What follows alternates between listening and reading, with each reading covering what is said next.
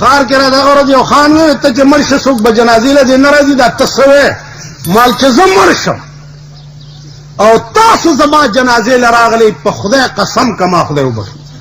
ځکه چې کوم قبر پلیت ولاړي په قبر رحمت نه وري ما تاسو یې پلیت دا خبر ډېله کوم چې مال تا زمر شم چې را نه شي چلتا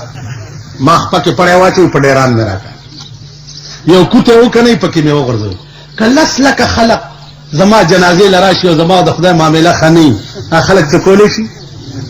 شي خبره خو زما د خدای ده زما د خدای معاملې ټیک وا هیڅوک نو یو سړی دی په قبر کې دا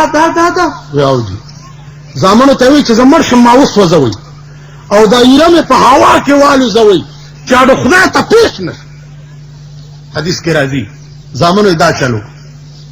خدای را مرکب کو ځان ته پیش کو چې دا وصیت ته ولې کړو وی یا الله ستا دې یاري چې په قبر کې دا کیسې دي الله وی چې تمانه دومره یاري دې زاو مې بخلي نه به جنازه تاسو په ایمان وې تاسو له جنازې درځي حکم درنه یو تاسو جنازې درځي په دې کائنات کې یو شی بے غرض نه دی د عرشي غرض او موضوع وي کنه چې د جنازې غرض دی تاسو په ایمان وې د جنازې غرض پیژنئ اې کله دا چا واسه ویا بای مې لیوانه ایسا تو ترجمه باشین نه راځي دا زه ته لګیام د خدای بندگانو ولیمه څه شی دی ولیمه کوم ځای دی ولیمه کسی نشتا دیکھو گوئے ولیمه موت او حیات دو سیزه یو پیسه د مسلمان په مړی نه لګي یو پیسه کپن خپل جامې کوته به ورته وکني د کلی خلق عزیزان رسول الله صلی الله علیه وسلم چې څو وخت وفات کېده صحابه ورته وی چې یا رسول الله تا نه رستو به زمون نظام زندگی څه مونږ به څه کوو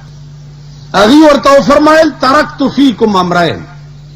کتاب الله و سنت اے صحابه دو سيزونه مې در تفریخي دي یو د خدای قرآن او بل زما حدیث که تاسو د خدای په قرآن او زما په حدیث عمل کولو نو چرې به نه گمراه کېږئ او همیشه به د الله د رحمت د سوري لاندې وي او که تاسو قرآن او حدیث پرېښوه نو خدای به تاسو پرېږدي یو ورځ نه به بلې له ذلیل یئ بلې نه به بلې له ذلیل یئ بلې نه به بلې له ذلیل دا آخرینه وصیتو د جناب رسول الله صلی الله علیه وسلم قرآن کریم دا قانون دی د مسلمان د ژوند دا قانون دی چې ستا د زندګۍ ټولې فیصلې چې دي اب په دې کتاب کې او که د دې په موجودګۍ کې تا د زندګۍ فیصله بل کتاب لا یوړه نو تا دې قرآن سره ظلم وکړ که د الله د نظام په موجودګۍ کې تا د زندګۍ فیصله د پیرنګي قانون لا یوړه نو تا خدای سره ظلم وکړ نو نن د خپل ملک ټوله دنیا وګورئ هره ورځ دا قوم الله سره ظلم کوي جناب محمد رسول الله سره ظلم کوي او قرآن سره ظلم نو چې د کوم قوم د قوم نظام ټول دای چې هغه خدای سره ظلم کوي رسول سره ظلم کوي قرآن سره ظلم کوي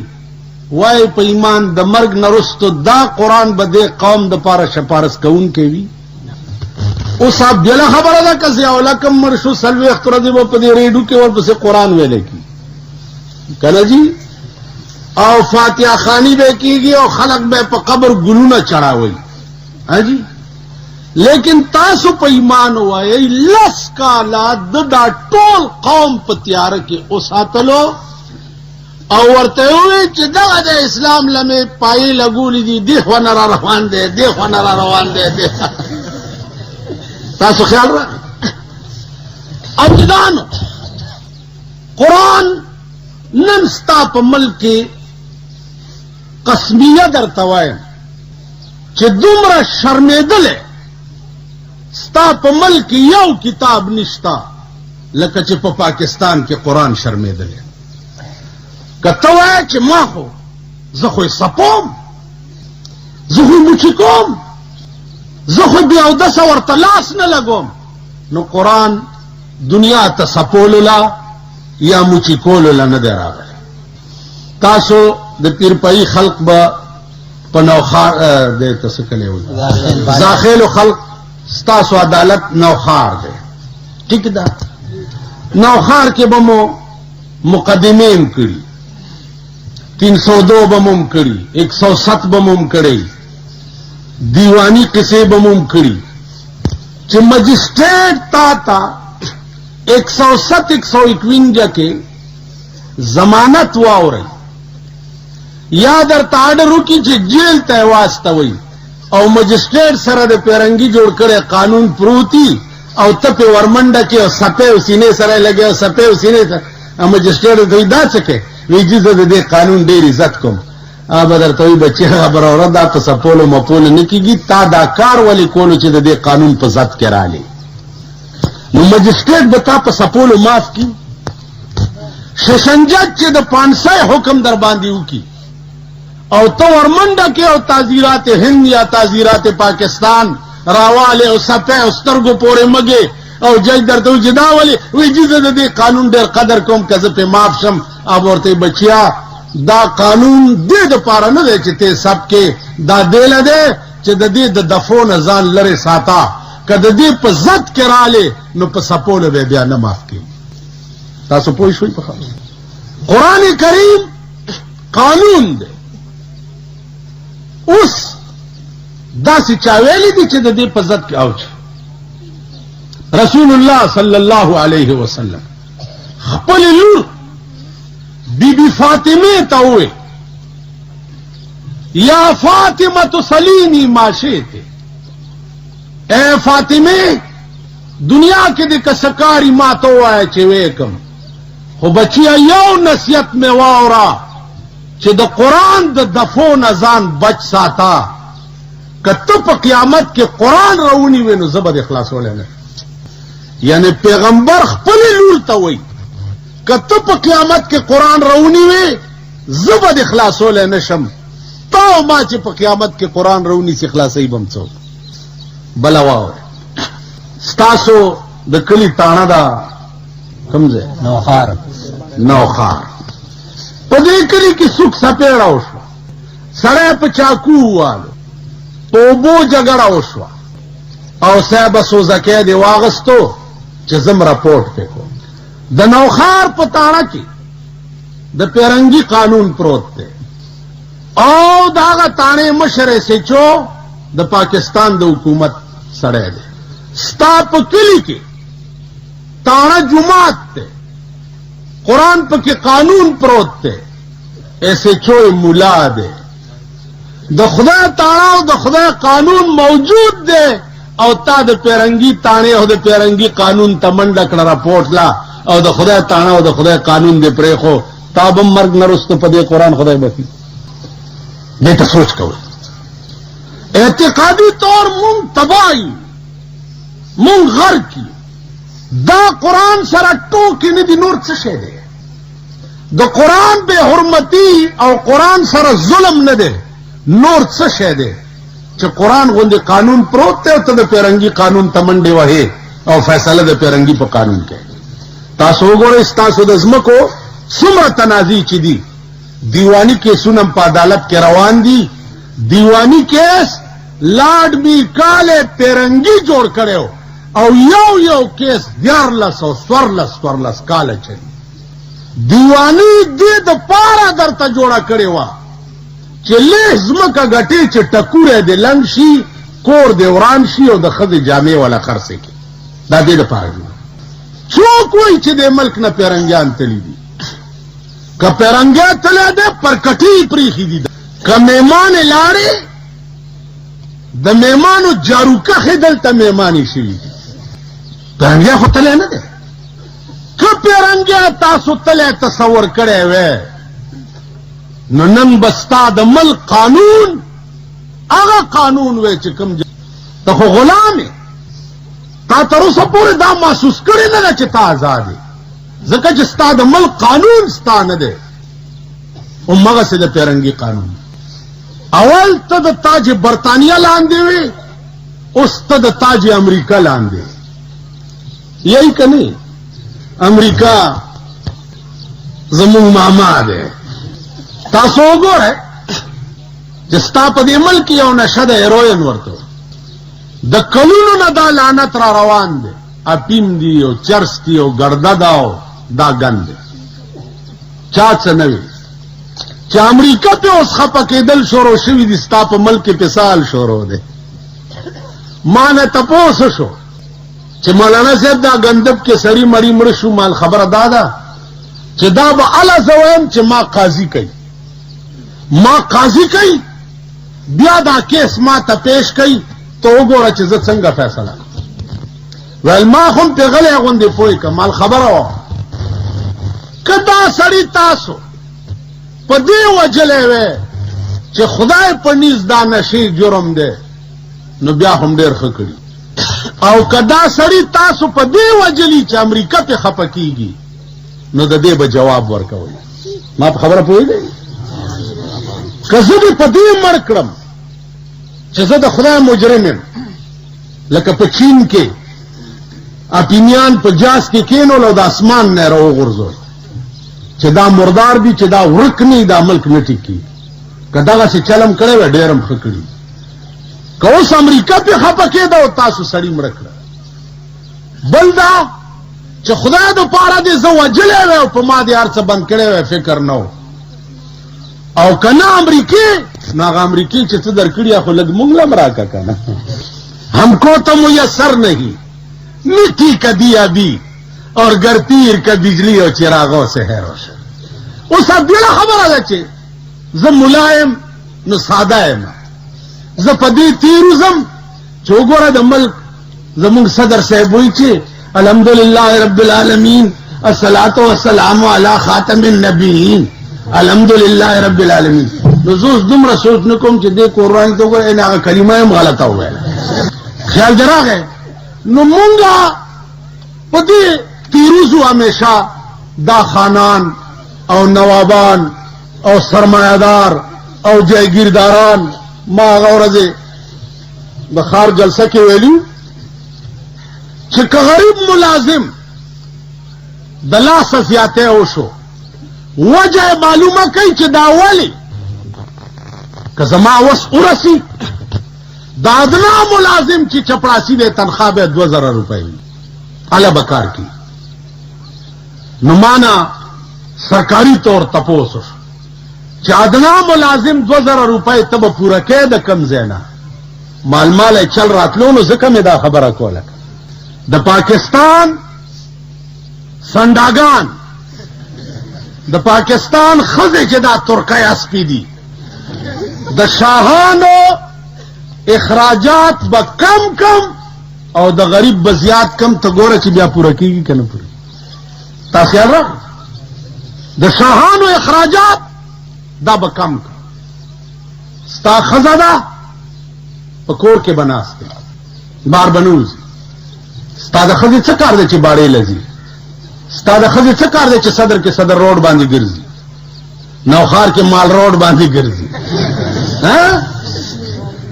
ولې به ګرځي؟ د دې د خپو کې به پړي اچوم په سړکو به راکاږم. دوه ښځې په خپو کې پړي اچوم په سړک کې راکاږم. ته وګوره چې ما نه ښځه بار راوځي. بیا اوس خو پنځو اجراګانو اتفاق کړی وی ټول خلک غلی کوي دا مونږ څه بلا والي. یو څلور جوارو کې پټ ناستي او یو لار کې ولاړ. چرته یو خروالا پې راغلی دی کولالو لوخي خرڅ کړي اجرا ورته په خپل انداز کې وایي چې کولال ما مونږ غلی لار شو کو که صدر سره هغه چې کتري جو دا خو اجرا ده الله تا ور سره چې دا وخت پیس کې په والي دا منډي کړی دی او نور اجراګانو ته आवाज کړي خور را پاسې وی پیجندو اغلا نشو کوله تاسو پیجندلې دې خزو ته سړی نه کته سړی ته ناست موټر کې ماشوم قلاره او خزه د پردو دکاندارانو سره انګت یې داغه شرمېدل عمل پدې کې موږ اسلام اسلام اسلام را روان دي او شریعت بل پکې پیش ته شریعت بل چاته پیش کړي وال کان چرته اورېدلې به مې پمفلټ غونډه شای شي شریعت بل پیش کړي د خطو کوي چاله پیش کړي دا لا بیل شرمول دي په بو کې سترګې غړې چاته پیش کړي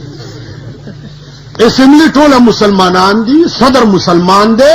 وزیر اعظم مسلمان دی کابینه مسلمانه ده نو شریعت بل دې پیش کړي چاته کا پس خوردی په حلاله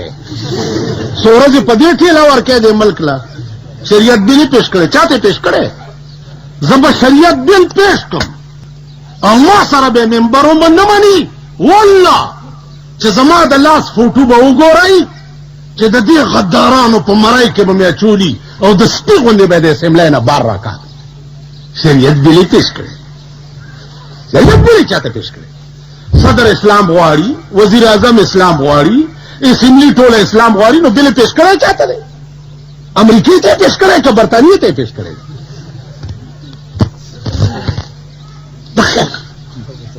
صدر کور رد شي هغه موږ نه مخکې چغې وایي هغه موږ نه مخکې چغې وایي چې اسلام اسلام اسلام اسلام هغه موږ نه مخکې چغې وایي موږ لا پیدا هم نه وو چې هغه چغې والي نو بیا بل چاته پیش کړي نو عزیزانو ویا الہی یہ تیرے سادہ دل بندے کدھر جائے یا الہی یہ تیرے سادہ دل بندے کدھر جائے کہ سلطانی بھی عیاری ہے اور درویشی بھی عیاری اے اللہ ویدہ سادہ دنیا کم طرف تلارشی بادشاہان پہ بادشاہ کے غداران دی اور درویشان پہ درویشی کے غداران دی بیا زویم دعا وکړو چې د ملک خدای پاک اسلامی نظام را که زه دعا وکم زه حق بجانب یم ځکه چې زما وس کې نه دي تاسو دعا وکئ تاسو حق بجانب یې د ملک اسمبلی او د ملک صدر مملکت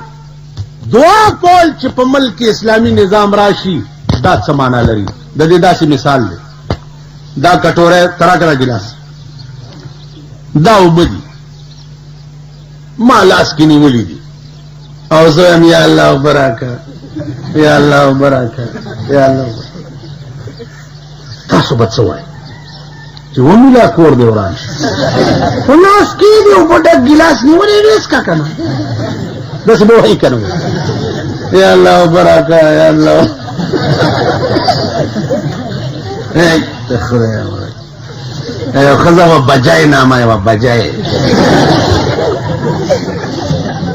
نو چې دا خزه ته ډېرې تنګې به شوې مالکه به ته تنګه شوې بیا په فټ ټیمو د بجای څه شي چې سوی پوزه په دا بیخ کې پرې کړی نشي په فټ ټیمو د بجای څه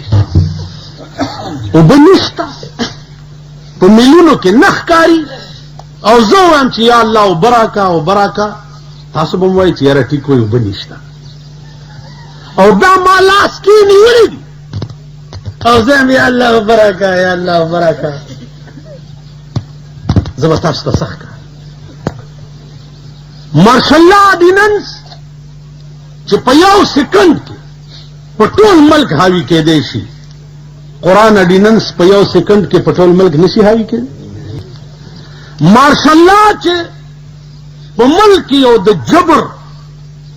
او د ظلم نظام وي هغې سره خو د پاکستان خلق چلیدی شي او قرآن آرډیننس چې د رحمت او د الله د فضل نظام دی هغې سره د پاکستان خلق نشي چلیدی تا ملک وګوره ټول ملک غل دی ټول ملک ډاکو دی زم غل تم غلی زه په خپل